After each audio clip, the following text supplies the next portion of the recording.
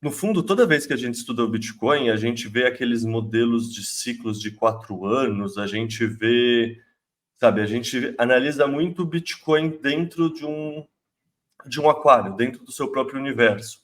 Mas você e eu já conversamos, inclusive no podcast da Blocktrend sobre o halving, que, na verdade, muito do que influencia o Bitcoin é a sua relação com o M2. Se a gente pensar nisso, primeiro, como você avalia essa relação do Bitcoin com o M2? Você usa isso para interpretar coisas? Você não usa? Porque, assim, para mim faz muito sentido olhar isso, sendo bem sincero. É uma coisa que... Eu acho que é o que mais faz sentido dentre a grande diversidade de paralelos que a gente costuma fazer sobre a precificação do Bitcoin, né? A gente costuma fazer um paralelo sobre crescimento de endereços, costuma fazer paralelo com utilização no mercado futuro, crescimento de número de baleias. Eu acho que isso tudo aí é válido, obviamente é válido, mas no fundo, o passo né? Então, aqui, se a gente conseguir construir uma forma de entender o fluxo de capital no planeta, o passo começa com a criação de dinheiro. Então, não tem como a gente ter um crescimento de baleia, um crescimento de endereço, um aumento de demanda, um fluxo de capital, sem ter o dinheiro específico para que determinada coisa aconteça.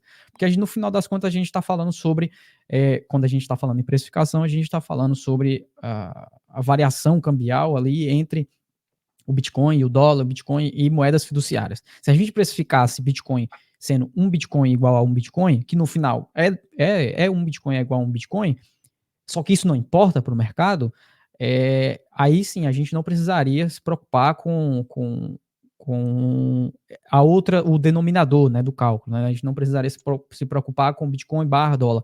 Por quê? Porque o Bitcoin teria a sua própria precificação com base nas suas próprias premissas. Só que quando a gente está falando em precificação de mercado aberto, a gente está sempre falando sobre variação cambial, que é o câmbio entre o Bitcoin e o próprio dólar.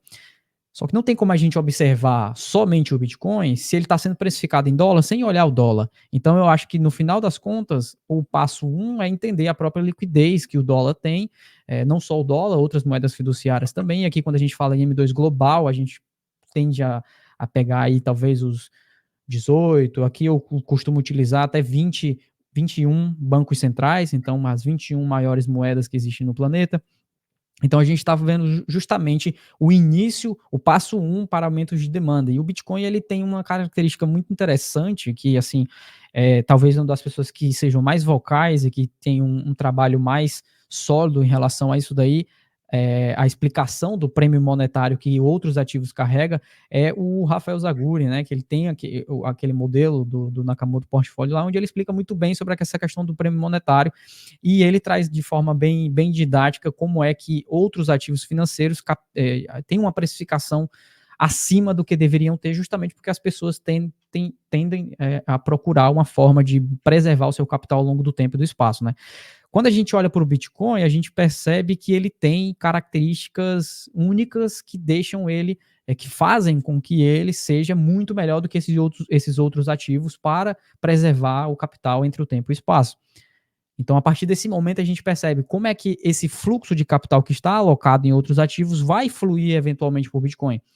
Se a premissa básica, que se a base desse raciocínio é que o indivíduo necessita preservar o seu capital, o seu poder de compra ao longo do tempo, justamente porque desde 1971 nós temos uma estrutura de moeda fiduciária que é impressa e que é criada novas unidades monetárias, como muitos aqui que já conhecem, já estão no mercado do Bitcoin, sabem muito bem. Então a premissa básica é que o indivíduo vai tentar buscar encontrar meios de preservar esse poder de compra. E esse poder de compra é destruído no momento em que surgem novas unidades monetárias. Então, se esse poder de compra é destruído quando surgem novas unidades monetárias e o indivíduo tem a tendência a tentar proteger o seu capital no momento que surgem novas unidades monetárias, ele vai correr para o ativo que tem a melhor característica intrínseca de conseguir fazer essa preservação. E nesse caso, o Bitcoin ele acaba surgindo como uma esponja de liquidez justamente por esse racional que eu acabei de falar.